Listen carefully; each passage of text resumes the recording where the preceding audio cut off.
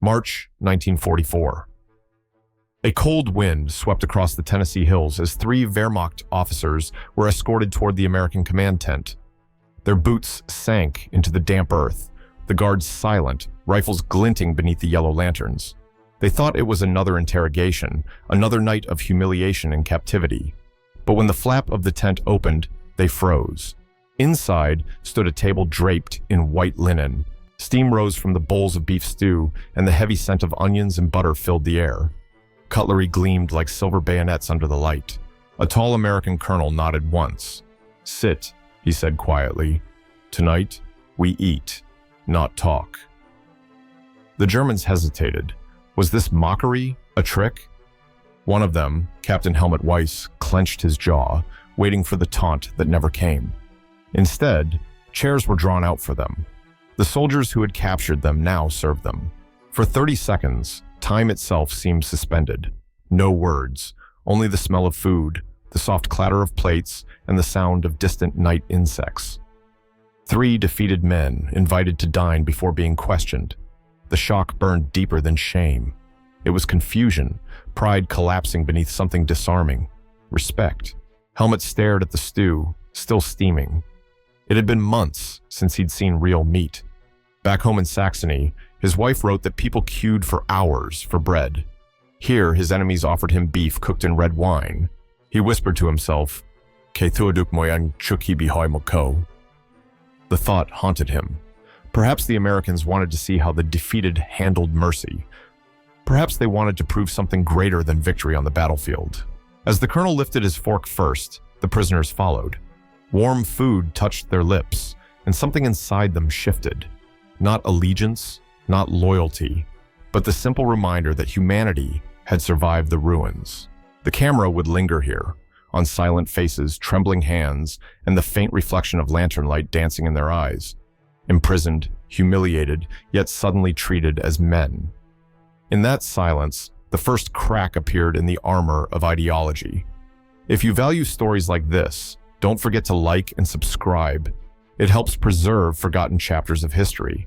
And before we continue, share your location and local time in the comments, so we know from where you are joining this table of memory. The dinner began without a word. Forks moved with cautious precision, knives scraped against porcelain, and every sound echoed like thunder in the silence. Between the utensils lay two small flags, one American, one German, planted together in a salt jar at the center of the table. No one spoke of it, yet every man noticed.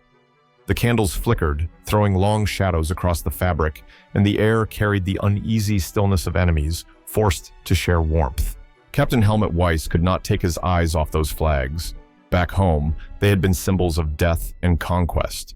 Here, they stood side by side, unmoving, equal, trembling slightly whenever someone shifted on their chair. For the first time, the German officer thought, "Our flags are not facing each other. They are standing together." He looked around. Across the table, Colonel Robert Jensen, commander of the American detachment, sat calmly, spooning stew into his bowl. His men did not laugh or gloat. Their discipline was quiet, deliberate, almost reverent. Outside, the night wind pressed against the canvas of the tent, reminding everyone that beyond this fragile moment lay a world still at war. Villages burning, cities in ruins, and thousands dying each day. Yet inside, for this brief dinner, there was peace. Fragile, but real. Weiss glanced toward his fellow officers, Major Kapner and Lieutenant Vogel. Kapner's hand trembled slightly as he reached for bread. The man who had once commanded hundreds now looked like a boy lost at a stranger's table. Vogel, younger and still defiant, kept glancing at the Americans as if expecting mockery, but there was none. Only the steady rhythm of eating and the clinking of spoons. The symbolism of that salt jar haunted them. Two nations, once enemies, now forced to season their meal together. Salt, the one thing soldiers carried even to war, to preserve meat, to survive the march.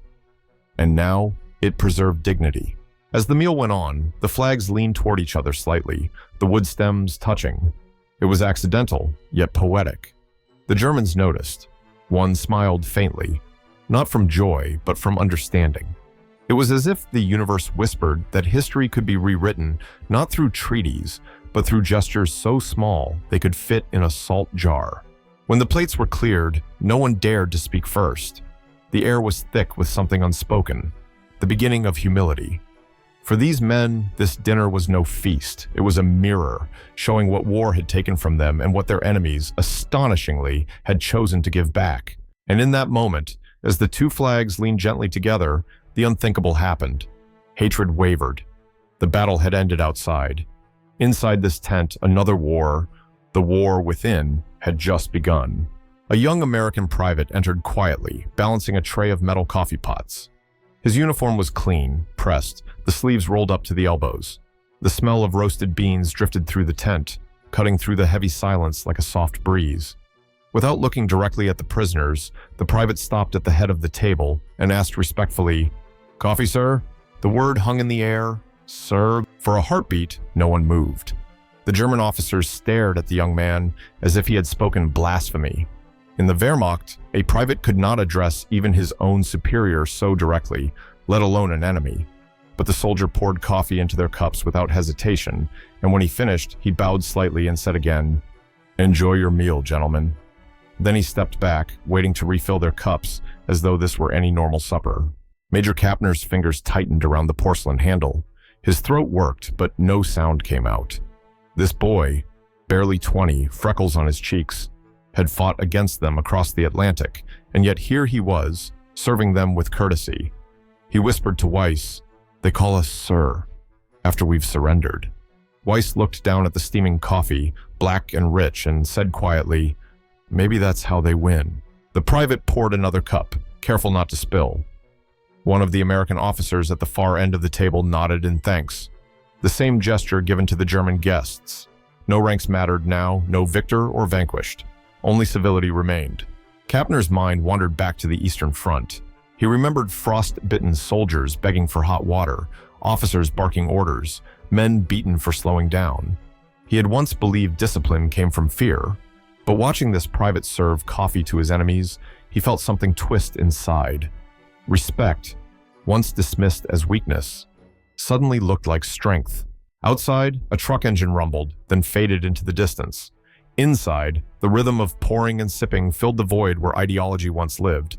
Vogel, still rigid with pride, finally muttered, "They want to humiliate us with politeness." Weiss shook his head slowly. "No, they're teaching us something." For the first time that night, Kapner raised his eyes and addressed the American colonel directly. "Colonel Jensen," he said in careful English, "your men fight hard, but they serve harder." The colonel met his gaze, not smiling, not condescending, only acknowledging. "War doesn't erase manners, Major," he replied simply. The Germans looked down again. That sentence would stay with them long after the war ended. Respect was being offered like bread, simple, nourishing, impossible to refuse. Later, one of the guards recalled seeing Kapner linger by the empty coffee pot after the dinner, touching the rim with his fingertips, as if trying to feel what kind of decency could survive in such times. That night, in their barracks, he would write in his diary, "They defeated us with bullets, but they humbled us with coffee." The plates changed, but the silence remained. The Americans moved with precision, clearing the table and bringing in the next course. Roasted beef, mashed potatoes, buttered corn, warm rolls still steaming from the camp kitchen.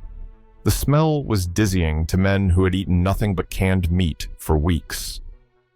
The German officers hesitated again, waiting to see if there was a separate table, one reserved for the colonel and his staff. There was none. Everyone, captains, majors, privates, sat together. Captain Weiss looked across the table and whispered, "They're eating the same food as us." Kapner frowned. Impossible. But he watched closely. The colonel took the same slice of beef from the same platter, used the same gravy, passed the same bread basket down the line. In the Wehrmacht, the gulf between ranks was as wide as the front lines themselves. Soldiers froze in the snow while their officers dined on rations sent from Berlin. Tins of ham, rare wine, chocolate marked for officers only. Even in defeat, Kapner carried the habits of hierarchy. Yet here, across enemy lines, a private and a colonel dipped their spoons into the same stew. He muttered, "In our army, a man's rank decides if he eats or starves." Weiss replied softly, "And here, it decides who serves next." Outside, the generator hummed, casting shadows that flickered across the tent wall. The Americans laughed occasionally. Not mockery, but the gentle laughter of men, unafraid of one another. The Germans didn't know whether to envy them or despise them. Vogel, the youngest, stared at the bread. His mind raced back to the Eastern Front, the siege of Stalingrad. He could still hear the wind over the Volga, the desperate chewing of frozen horse meat, the whispers about eating leather straps. Here there was butter, real butter, melting over warm bread. He swallowed hard. He looked up at the colonel and said bitterly, "Your men never starved." The colonel answered without pause, "No one should have to." That answer landed heavier than any artillery. It wasn't pride, it was principle, and it cut through the German officers like truth breaking through fog. The meal went on. They chewed slowly, each bite tasting not of victory or defeat, but of equality, a flavor none of them had known. Kapner studied the scene like a scholar witnessing a new civilization. "This," he murmured, "is why they never break, because they share." Later, that same thought would appear in his notes. Equality feeds morale more than any ration. They eat together, therefore they trust each other. We built walls, they built tables. The Americans didn't preach democracy, they served it.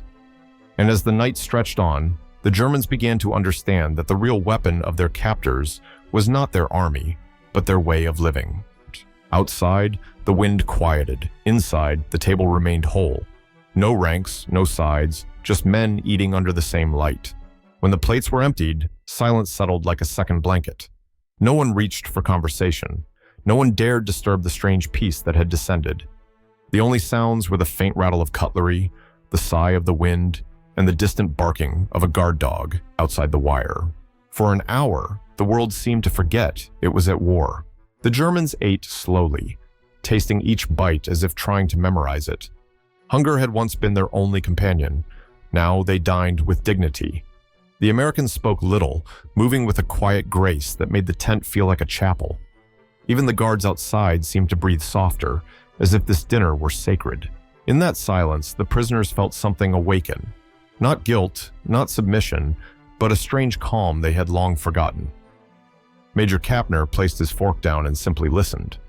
The hum of the lantern, the rustle of the canvas, the small, almost shy cough of the young American private standing nearby.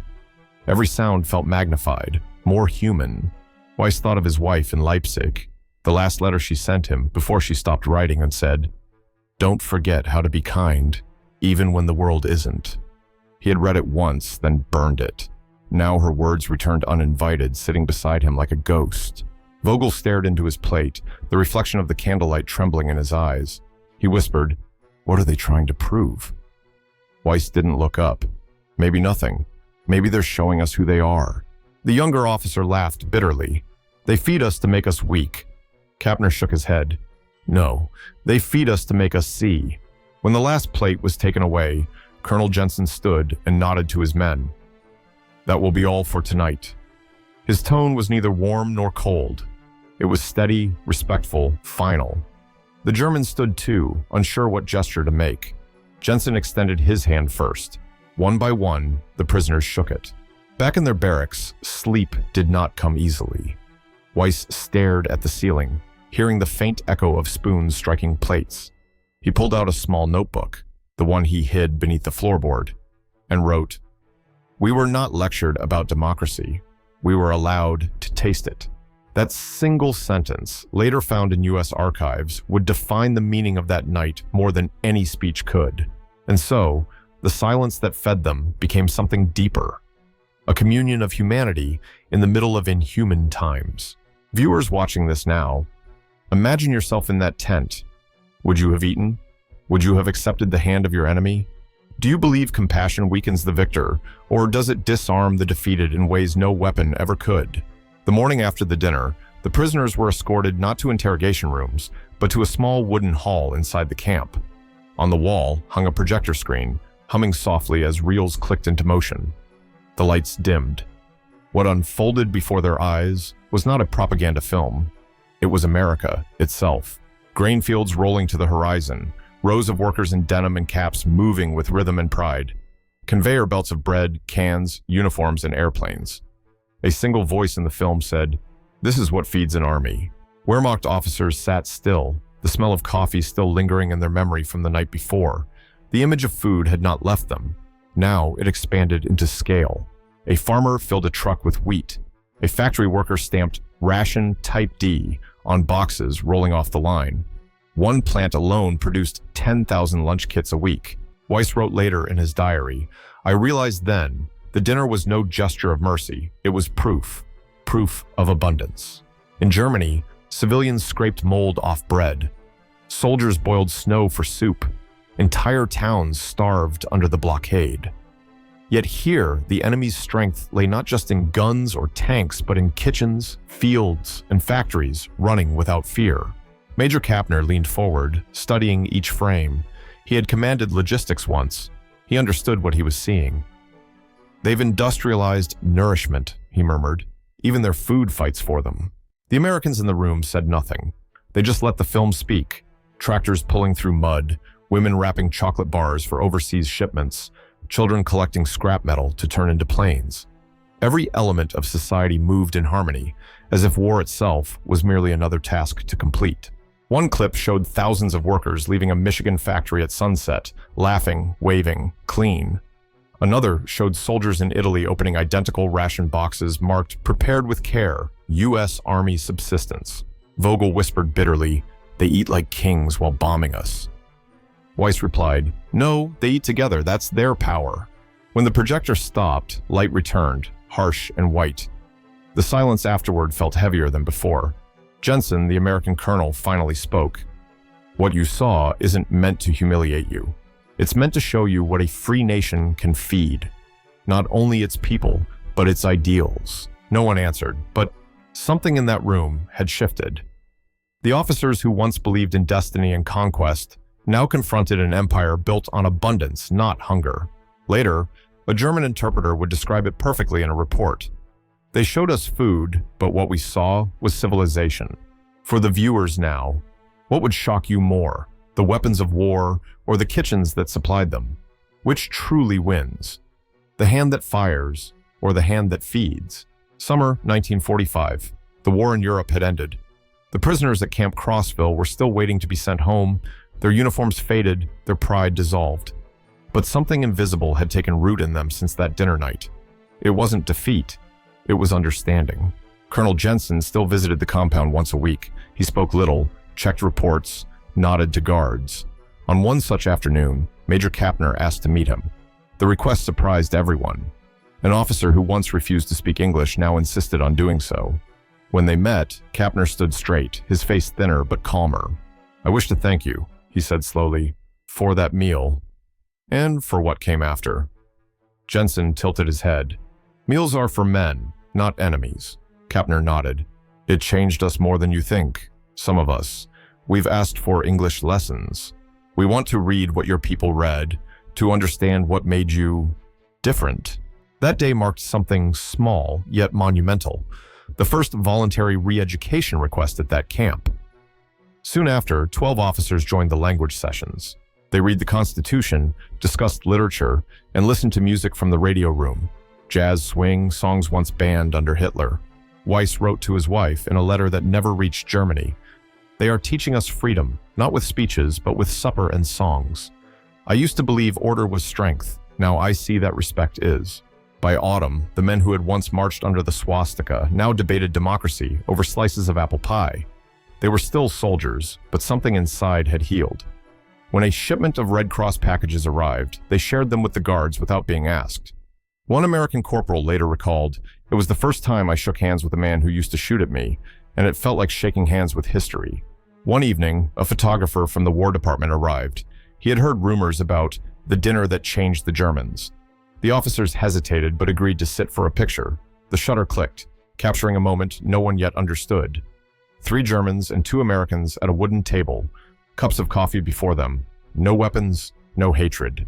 That photo remained locked in archives until 1947, when Life magazine printed it under the caption, "Where defeat met dignity."